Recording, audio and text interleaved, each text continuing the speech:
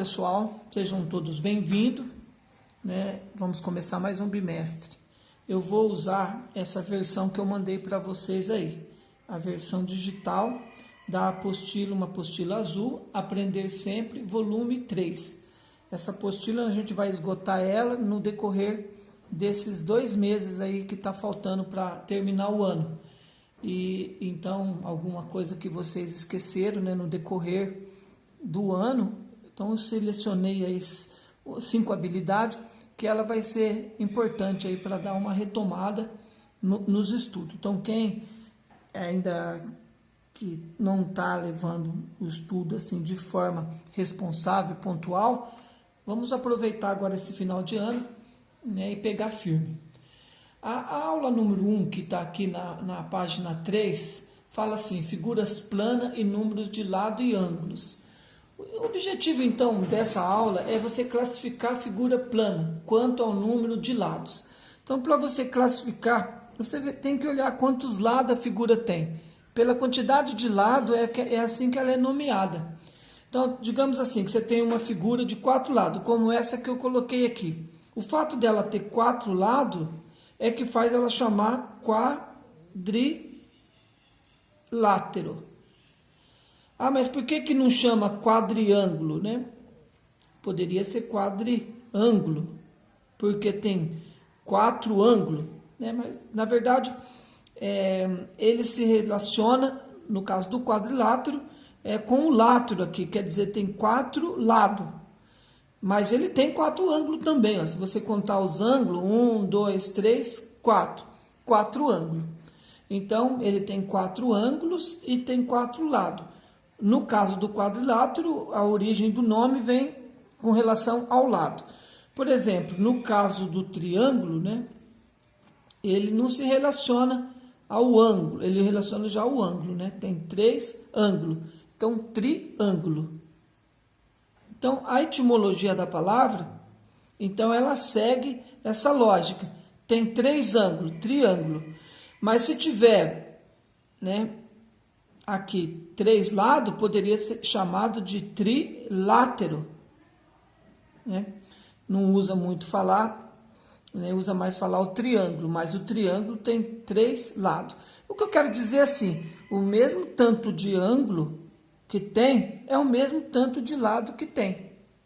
Né? Se você pegar, por exemplo, essa figura aqui, vamos pegar mais uma figura aqui, um esboço aqui.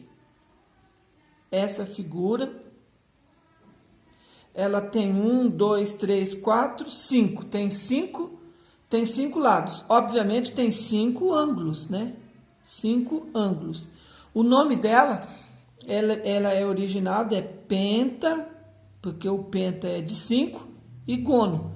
Esse gono é de ângulo, então ele tem 5 ângulos. O pentágono tem 5 ângulos. O pentágono tem 5 lados. Então, vou deixar essas atividades para vocês fazerem.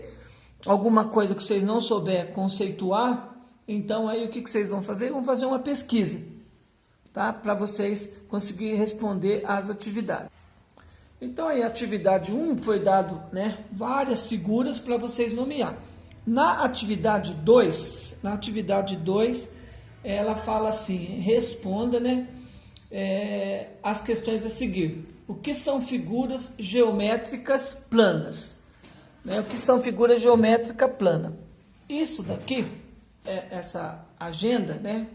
Tá meio perto, né? Ela não é uma figura geométrica plana, porque ela tem, né? Ela tem aqui, ela tem a espessura aqui, ó. Então ela é uma figura espacial.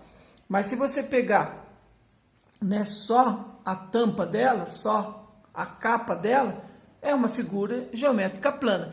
A palavra figura, ela é como se você representasse. A figura, ela é o contorno da capa, por exemplo. O contorno da capa é uma figura geométrica plana, né? Esse vidro aqui, esse colírio aqui, isso não é uma figura plana, é uma figura espacial. Mas se você pegar, passar uma cola aqui e colocar aqui, isso daqui, e tirar, né? O círculo é uma figura geométrica plana. Então, Como é que eu definiria a figura geométrica plana? É a figura que tem duas dimensões, né? Ela tem, aqui ó, só tem essa dimensão e essa. Ela é uma figura bidimensional. O círculo, ele é apoiado certinho em cima do plano, então ele é de duas dimensões. Tem a dimensão que apoiou aqui e a outra dimensão está apoiada aqui. Então ele tem tipo uma largura e um comprimento. O quadrado é uma figura, né, de duas dimensões. O que são polígonos? Então, polígonos, ele volta na aula anterior. Poli, o que significa poli? Poli significa muitos. Muitos. Estudando a etimologia da palavra poli, quer dizer muitos.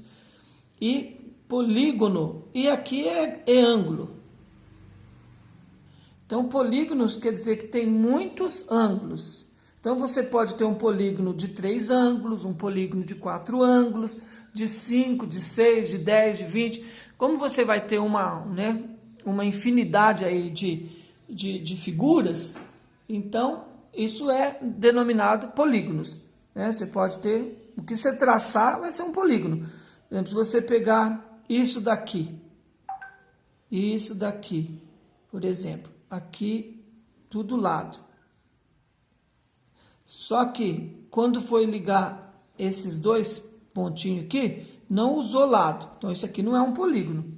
Para ser um polígono, ele tem que ser cercado, né? Ele tem que ser delimitado por lado.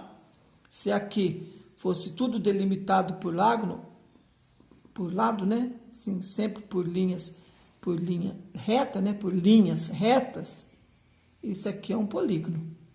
Então, para ser um polígono, ele tem que ter várias linhas retas, né? Isso é polígono. E para nomear ele é pelo tanto de ângulo que tem. Com relação aos quadriláteros, um quadrilátero assim interessante é o paralelogramo. Então, o paralelogramo ele tem os lados opostos paralelos, né? Por exemplo, aqui. Esse lado e esse lado aqui são lados do quadrilátero, né? Eles são paralelos.